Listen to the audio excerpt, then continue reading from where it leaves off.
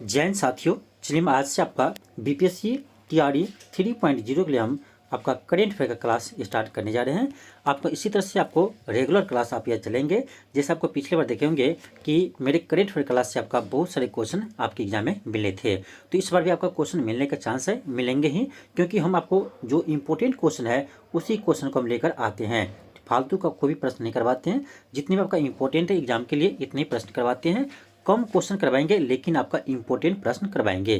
जैसे पिछले बार करवाए थे तो बहुत सारे स्टूडेंट पिछले बार प्यार दिया था और क्वेश्चन मिला भी था एग्जाम में। ठीक है, बहुत सारे क्वेश्चन आपका एग्जाम में मिला भी था। तो आपको हम इसी तरह से आपको इस बार भी हम सोचते हैं आपका कि टीआरई 3 के लिए करेंट अफेयर का बेस्ट क्वेश्चन लेकर आया जाए। ठीक है, तो चलिए हम आज से स्टार्ट करते हैं और भी विषय का आपका क्लास स्टार्ट करेंगे, लेकिन फिलहाल हम आपको आज करेंट अफेयर से स्टार्ट करते हैं। इसमें सभी महत्वपूर्ण प्रश्न शामिल है, तो इस वीडियो को आप जरूर देखिएगा। चलिए हम स्टार्ट करते हैं। क्वेश्चन फर्स्ट है कि 69वें फिल्म फेयर अवार्ड में बेस्ट फिल्म का अवार्ड किसने जीता? तो यह जीता है 12th fail movie. Option A होगा। ये एक बायोग्राफी फिल्म है, ये आपका एक बायोग्राफी फिल्म है, तो बहुत ही शानदार फिल्म है। देखिए, सभी स्टूडेंट को इस मूवी को देखना चाहिए। ठीक है, क्योंकि एक 12th फेल स्टूडेंट वो आईपीएस बने हैं, एक 12th फेल स्टूडेंट आईपीएस बने हैं, तो उसका स्ट्रगल को सबको देखना चाहिए। इससे एक आपको मोटिवेशनल मिलेगा। ठीक है, तो आपको टाइम मिले तो इस मूवी को आप एक बार जरूर देखिएगा। हम तो इस मूवी को अभी तक 3 बार देख चुके हैं। ठीक है, आप भी देखिएगा तो आप भी 2-3 बार जरूर देखेंगे, क्योंकि बहुत ही मोटिवेशनल फिल्म है। इस फिल्म को आप जरूर देखिएगा। जितने भी स्टूडेंट हैं, कम से कम स्टूडेंट तो इस फिल्म को देखेंगे ही। चलिए आगे बढ़ते हैं। क्वेश्चन का सेकेंड है, क्वेश्चन है कि अयोध्या राम मंदिर निर्माण के मुख्य वास्तुकार कौन है? देखिए, अयोध्या राम मंदिर बहुत ही चर्चित है, इसीलिए हो सकता है आपका यहाँ से क्वेश्चन पूछा जाए। ठीक है, तो क्वेश्चन है कि अयोध्या राम मंदिर निर्माण के मुख्य वास्तुकार कौन है? तो यह है चंद्रकांत सोमपुरा। याद रखिएगा, चंद्रकांत सोमपुरा इसके मुख्य वास्तुकार थे। चलिए हम आगे बढ़ते हैं। क्वेश्चन थर्ड है, क्वेश्चन है कि 16वें वित्त आयोग के अध्यक्ष के रूप में किसे नियुक्त किया गया है? ये भी इंपॉर्टेंट क्वेश्चन है, क्योंकि हाल ही में 16वें वित्त आयोग के अध्यक्ष को चुना गया है। ये बनाइए आपको डॉक्टर अरविंद पगवड़िया। डॉक्टर अरविंद पगवड़िया को 16वें वित्त आयोग के अध्यक्ष बनाया गया था। आपको पता होगा कि अरविंद पगवड़िया ये यानी आपका पूर्व जो आपका नीति आयोग थे, तो नीति आयोग के प्रथम उपाध्यक्ष भी थे। ठीक है, नीति आयोग के प्रथम उपाध्यक्ष भी थे अरविंद पगवड़िया, तो उसे ही 16वें वित्त आयोग के अध्यक्ष चुना गया है। याद रखिएगा, ये क्वेश्चन आपको फिलहाल ही आपका बिहार दरोगा के जो आपका मध्य निषेध का एग्जाम हुआ था, इस एग्जाम में आपका ये क्वेश्चन पूछा गया था।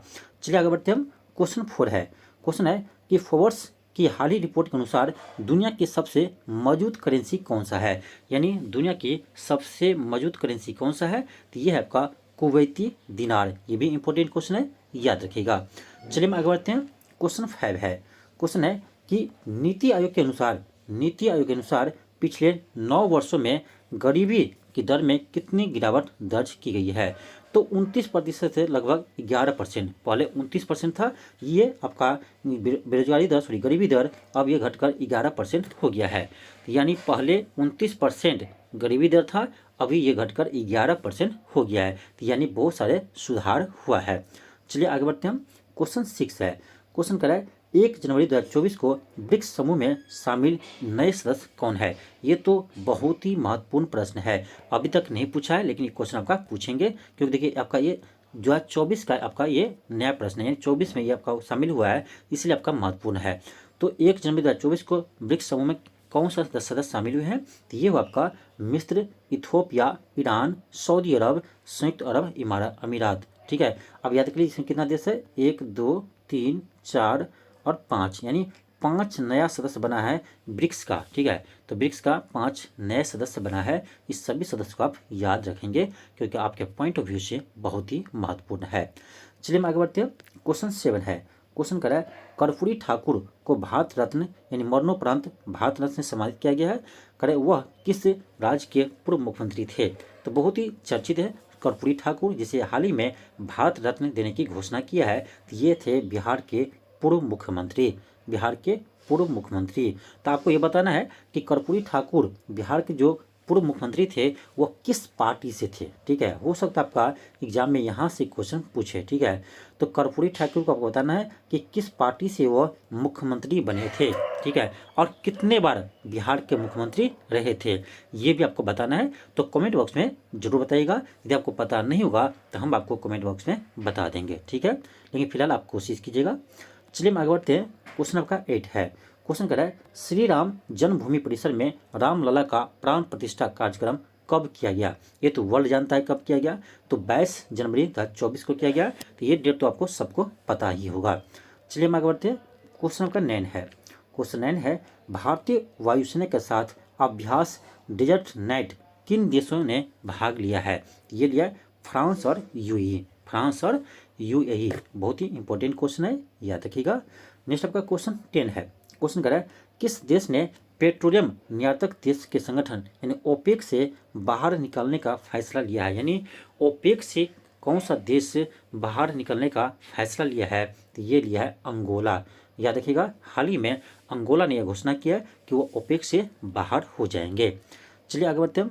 क्वेश्चन आपका 11 है। देखिए सभी क्वेश्चन आपका महत्वपूर्ण है, ठीक है, सभी क्वेश्चन आपका महत्वपूर्ण है और आपका एग्जाम डेट भी बहुत नज़दीक है, तो आप इम्पोर्टेंट क्वेश्चन ही बनाइए, ठीक है। देखिए हम कहेंगे आपको कि हजार फालतू क्वेश्चन बनाने से अच्छा है कि आप 10 क्वेश्चन ही बनाइए, अच्छे क्वेश्चन बनाइए, ठीक है। 10 क्वेश्चन बनाइए लेकिन अच्छे क्वेश्चन बनाइए, 1000 क्वेश्चन बनाने से अच्छा है, ठीक है, जिससे एग्जाम में आने के चांस रहेगा।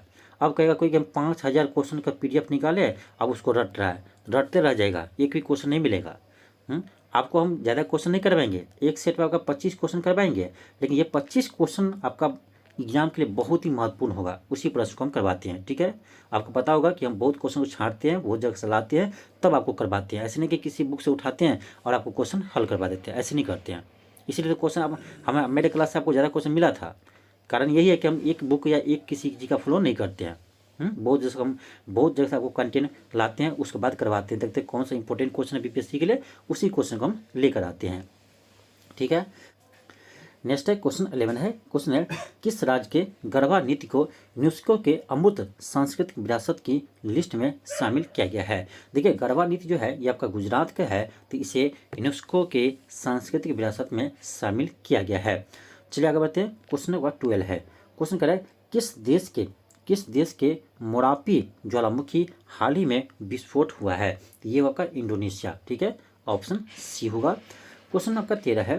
क्वेश्चन कर रहा है कि हाल ही में कौन एक दिवसीय अंतर्राष्ट्रीय क्रिकेट में सबसे ज़्यादा शतक यानी 50 शतक जड़ने वाले खिलाड़ी बने हैं, तो ये बने विराट कोहली, जो सचिन तेंदुलकर का रिकॉर्ड तोड़ दिया है। तो वनडे में अभी तक सबसे अधिक 49 शतक थे सचिन तेंदुलकर का, जिसे रिकॉर्ड तोड़ा है विराट कोहली ने 50वां शतक लगाकर, इसे भी ध्यान रखिएगा।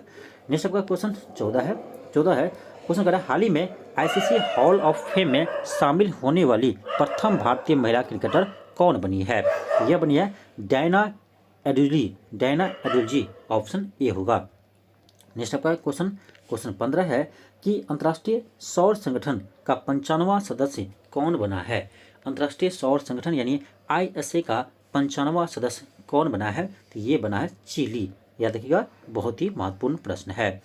क्वेश्चन 16 है। क्वेश्चन है कि फीफा पुरुष विश्व कप 2034 की मेजबानी कौन सा देश करेगा, तो 2034 की मेजबानी करेगा सऊदी अरब। याद रखिएगा, सऊदी अरब 2034 की फीफा विश्व कप का मेजबानी करेंगे। नेक्स्ट आपका क्वेश्चन नंबर 17 है। क्वेश्चन कर रहा है सुप्रीम कोर्ट की पहली महिला जज कौन थी जिनका हाल ही में निधन हो गया। देखिए ये क्वेश्चन आपका एक तरह से कह सकते हैं स्टैटिक्स भी है और इसमें करेंट भी है, ठीक है, तो दोनों मिक्स करके क्वेश्चन आपके एग्जाम में पूछे ही जाते हैं, ठीक है। तो याद रखिएगा कि सुप्रीम कोर्ट की पहली महिला जज कौन थी जिसका हाल ही में निधन हो गया, ये था फातिमा बीबी, ठीक है, फातिमा बीबी सुप्रीम कोर्ट की पहली महिला जज थी जिसे हाल ही में निधन हो गया। नेक्स्ट आपका क्वेश्चन 18 है। क्वेश्चन करा है यूनेस्को ने भारत के किस शहर को संगीत का शहर घोषित किया है। ये क्या, ग्वालियर को। या देखिएगा, ग्वालियर को यूनेस्को ने भारत का संगीत का शहर घोषित किया है। नेक्स्ट का क्वेश्चन 19 है।